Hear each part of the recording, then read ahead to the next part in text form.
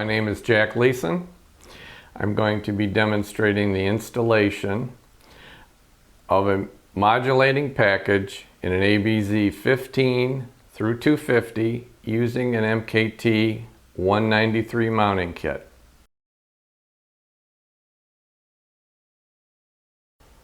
I would like to explain the installation of a POT102 feedback potentiometer in an MKT 193 mounting kit.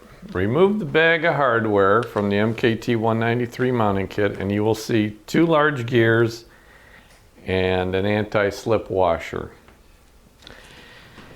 The POT102 has its own nut and lock washer, and it also has a very large washer that needs to remain on the POT102. Take the POT102, slide it up underneath the slotted hole in the bracket. Take the anti-slip washer from the bag of hardware on the MKT193 and drop that down. This allows you to tighten this later and still slide it back and forth. Then take the lock washer that you took off the POT102, drop it down. Take the nut, slide it down, and thread it on.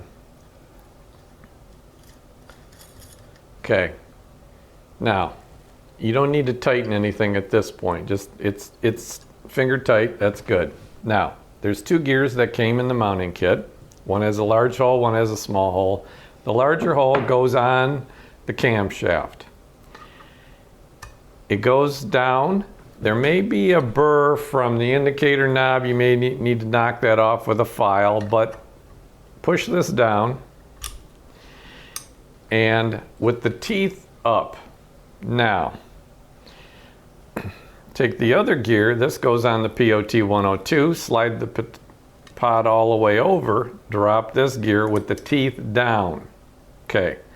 Now, push the two together so the teeth engage. Look at the height. Get the height adjusted right. Turn the camshaft gear. There's two set screws. One here, one here. They're 90 degrees from each other. Get those so you can get access to it with a 16th inch Allen wrench. Get the gears lined up so they're the same height so you have good engagement. And then tighten the camshaft gear down. Okay. Now, we're going to adjust this feedback potentiometer and gear later. Right now, you've got this all set up for adjustment. This allows, since these teeth are down, it allows the indicator knob to go back down on here freely without interference.